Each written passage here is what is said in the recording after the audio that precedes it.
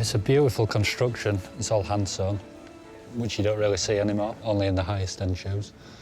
The most important thing is to stabilise the leather and get some moisture back into it. We use quite a heavy solvent, so that's going to strip all the muck, and it will also open the pores of the leather, so that when I apply the creams and stuff, it's going to absorb in. It's 90-year-old leather. It's thirsty. So I've been repairing shoes about 15 years now. In this job, you never know what's coming next, and every pair of shoes is different. And that's kind of the beauty of the craft. And you're always learning. So even though I'm 15 years in, I'll be learning for the rest of my days, hopefully. Cobbler Dean will also be working with wood, now that the newly conditioned leather of the running shoes is supple enough to handle. So now what we're going to do is get these wooden lasts, which are a representation of the foot, get that inside the shoe to give it some shape. And then we can start deconstructing the shoe. I can get it on the last stand.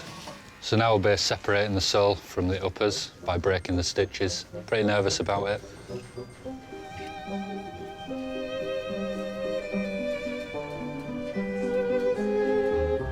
So there is a danger of, if we pull too hard or not careful enough, we could slice into the upper. So we need to be very careful here, because it's the upper that we're going to save. So we're just going to use some pincers now to try and peel that bit back that we've cut and just see if we can break that.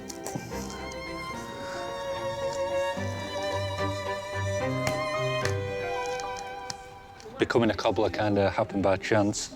I saw an ad in a newspaper for a tea boy, and I thought I make good tea, so I will, you know, apply. And it turned out it was at a cobbler's, and that started the journey, really. I was lucky. I got put with an older gentleman. I spent about 4 years with him. Got really good training. We really got on. And that kind of sparked my love for the craft, really. That's fantastic. We managed to get that off without damaging the upper. And these spikes we can reuse in the new sole, all being well.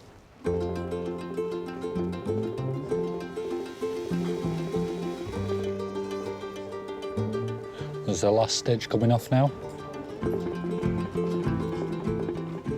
So now we can remove the shoe from the last and start getting a new insole on, which will hold the whole shoe together. We've got some pre-soaked leather, which makes it malleable and easier to work with and stitch through.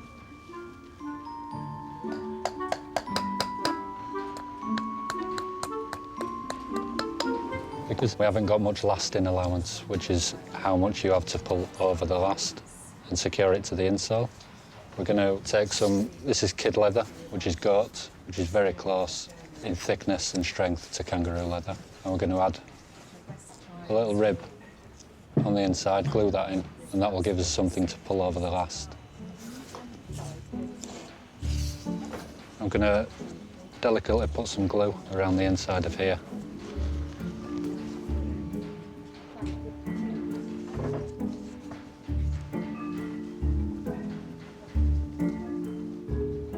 Just pin this down on the inside, make sure we've got a good bond.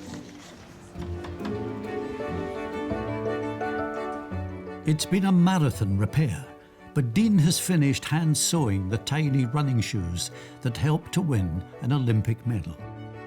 Now their structure is stable, he can focus on making them look their best. So we just want to get that nice shape. And as you see, it's a very defined line, which gives a nice clean look to the shoe. So I'm just going to add a little bit more wax now. And what I'm trying to do is match this dark tan colour. So I'm going to take my polishing cloth and just give that a little bit of a buff.